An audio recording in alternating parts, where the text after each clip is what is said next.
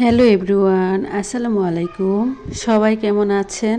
কাছে দূরে দেশ অথবা দেশের বাহিরে যে যেখান থেকে আমার ভিডিওটি দেখছেন, আশা করি আল্লাহর অশেষ রহমতে সবাই অনেক ভালো আছেন। আলহামদুলিল্লাহ, আমিও পরিবার পরিজন নিয়ে ভালো আছি। এই তো নতুন দিনে নতুন আরও একটি ব্লগ ভিডিও নিয়ে এসেছি আপনাদের মাঝে। আশা করি আজকের ভিডিওটি আপনাদের খুবই ভালো লাগবে। আর ভিডিওর এই পর্যায়ে এসে যে সকল আপু এবং ভাইয়ারা এখনও আমার ভিডিওটিতে একটি লাইক দিতে ভুলে গিয়েছেন, প্লিজ ভিডিওটিতে লাইক দিয়ে অবশ্যই কন্টিনিউ করবেন।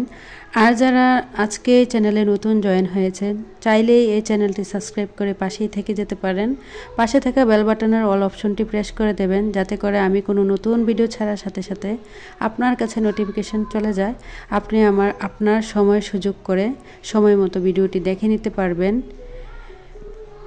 আজকে একটি ভিন্নভাবে আমার ভিডিওটি সাজিয়েছি। আমি একজন মধ্যবিত্ত ফ্যামিলির বউ হয়ে কিভাবে প্রতি মাসে 5,000 টাকা করে সংসার খরচের টাকা থেকে সঞ্চয় করি তা আপনাদের মাঝে শেয়ার করব। আর এদিক দিয়ে দেখেন আমার বেসিং এরিয়াটা একটু গুছিয়ে নিয়েছি, আর একটু আপনাদের মাঝে দেখিয়ে দিলাম। তারপর চলে এসেছি সকালে নাস্তা করার জন্য। আজকে কিন্তু আমি অফ ক্যামেরাতেই সকালের নাস্তাগুলো তৈরি করে নিয়েছি।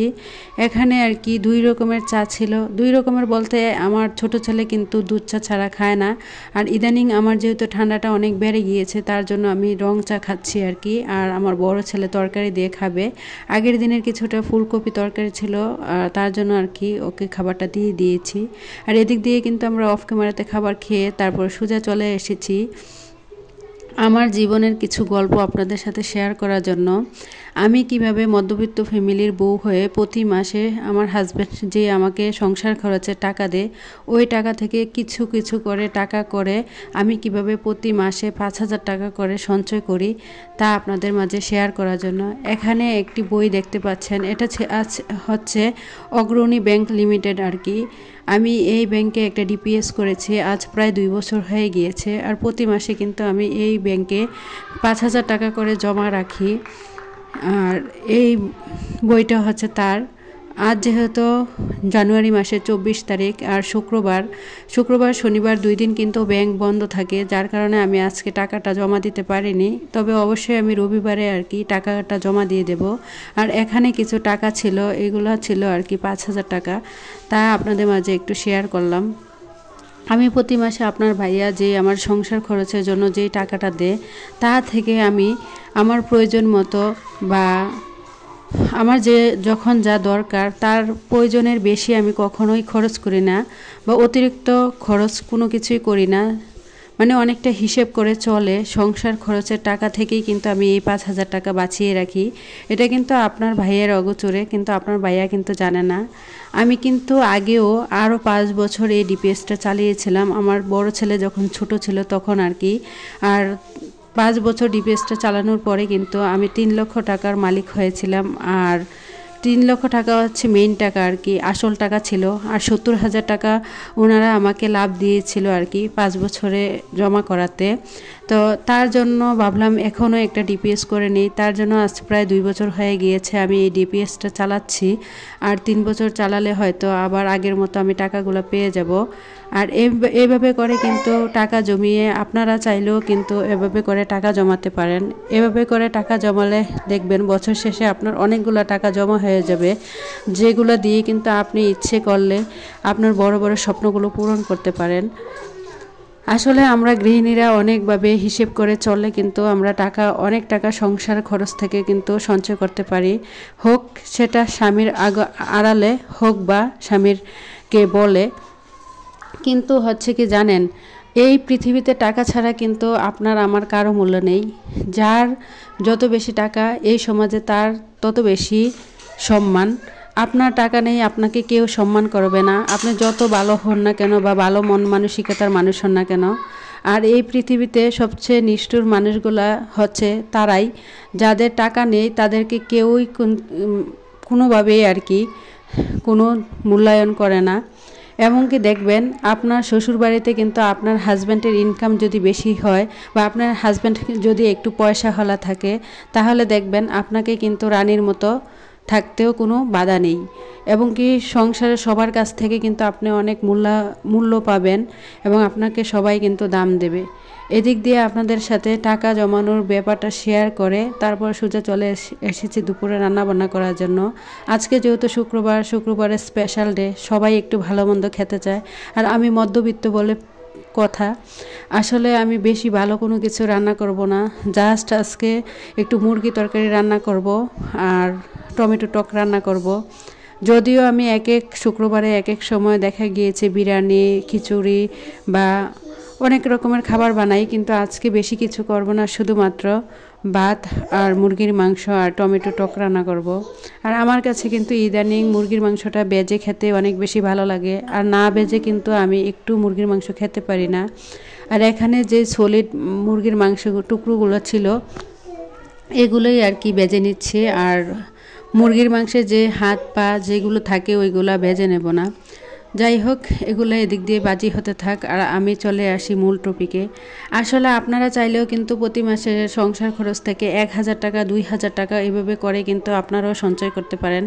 অনেকে আছে পারে, অনেকে আছে পারে না, তবে একটু বুদ্ধি খাটিয়ে একটু টেকনিক খাটিয়ে যেখানে যে জিনিসটা দরকার ওই জিনিসটা যদি ওইখানেই খরচ করি, তার ব্যতীত যদি 1 টাকাও আমরা খরচ না করি, একটু হিসেব করে চলি, বুদ্ধি করে চলি, তাহলে দেখা গিয়েছে প্রতি মাসেই কিন্তু আমরা অনেকগুলো টাকা সঞ্চয় করতে পারি।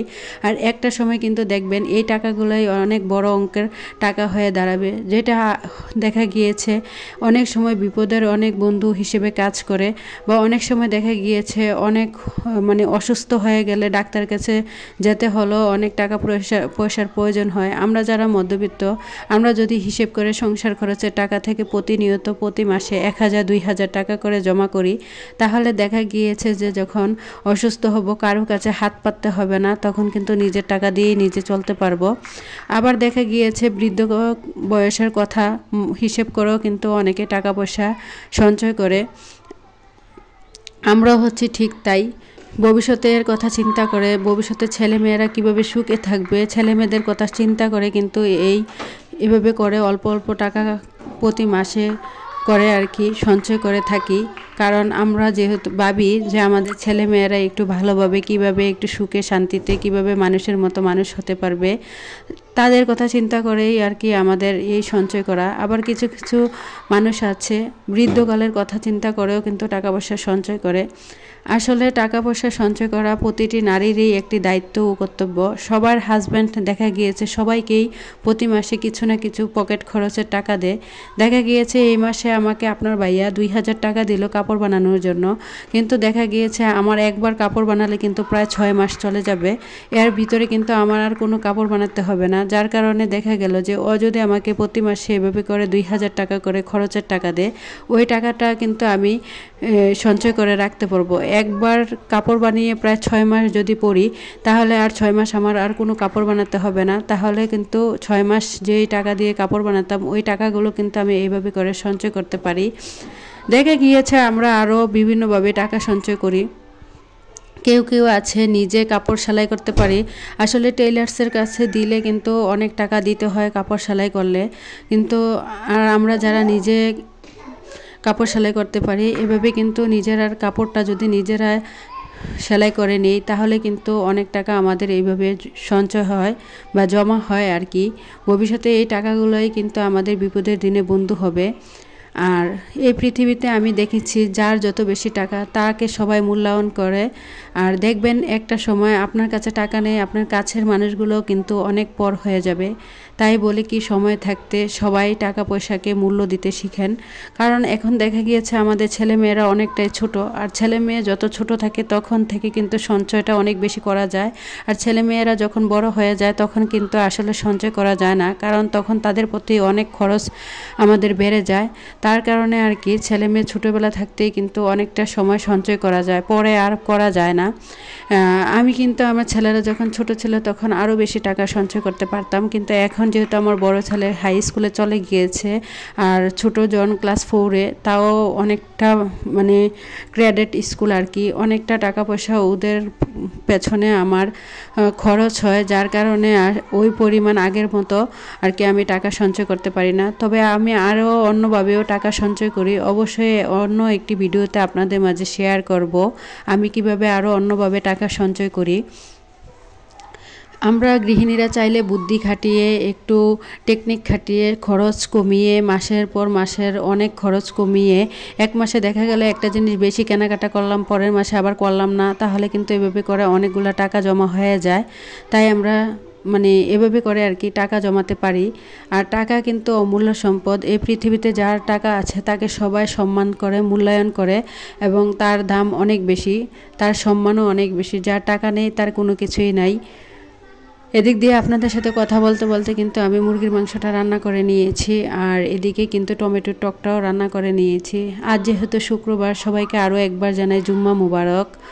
আর আমার ছেলেরা কিন্তু এদিক দিয়ে চলে গিয়েছে নামাজে। আর আপনারা দেখতে পেয়েছেন কিনা জানি না, আমি কিন্তু সবগুলা রান্নাই আজকে ইলেকট্রিক চুলা রান্না করে নিয়েছি। প্রতিনিয়ত কিন্তু আমি ইলেকট্রিক চুলাটাই বেশি ব্যবহার করি। যখন কারেন্ট না থাকে তখন শুধুমাত্র গ্যাস ব্যবহার করি। আমার কিন্তু 2 মাস আগে একটা গ্যাস যেত, যখন শুধু গ্যাসে চুলায় রান্না করতাম, কিন্তু এখন এই গ্যাসটা এনেছি প্রায় 3 থেকে 4 মাস হয়ে গিয়েছে। আমি কিন্তু ইলেকট্রিক চুলায় ব্যবহার বেশি করি।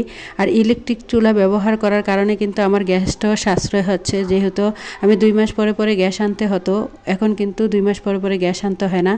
তাও এর থেকেও কিন্তু অনেকটা টাকা আমার সঞ্চয় হয়ে যায়। আমি কিন্তু বিভিন্নভাবে টাকা সঞ্চয় করতে পারি। আর নেক্সট ভিডিওতে হয়তো আমি আবারও দেখাবো, অন্য একটি ভিডিওতে আমি কিভাবে আরও অন্যভাবে টাকা সঞ্চয় করে রাখি। এদিক দিয়ে আমার ছেলেরা কিন্তু গোসল করে নামাজ পড়তে গিয়েছিল, আর নামাজ পড়ে চলে এসেছে। আমার কিন্তু এখনও গোসল হয়নি। তো ওদের নাকি পেটে খিদা লেগে গেছে, তার জন্য ওদেরকে আগে আমি খাবারটা দিয়ে দিচ্ছি। ভিডিওটা এই পর্যন্তই। সবাই ভালো থাকবেন। খোদা হাফেজ।